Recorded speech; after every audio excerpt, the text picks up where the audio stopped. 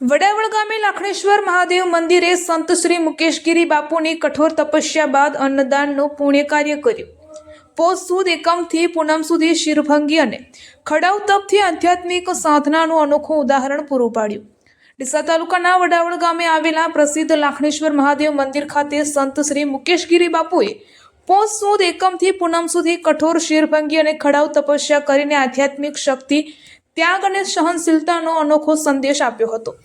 અને તપસ્યાના પૂર્ણાહુતિ બાદ બાપુ દ્વારા માનવ સેવા રૂપે અન્નદાનનું આયોજન કરવામાં આવ્યું હતું.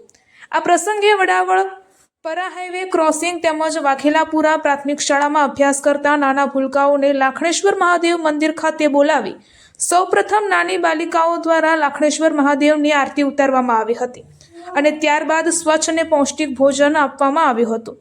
લાખણેશ્વર મહાદેવ મંદિરના આજુબાજુમાં આવેલા ખેતર વિસ્તારના રહીશોએ યથાશક્તિ દાન આપી આ પુણ્ય કાર્યમાં સહભાગી બન્યા હતા.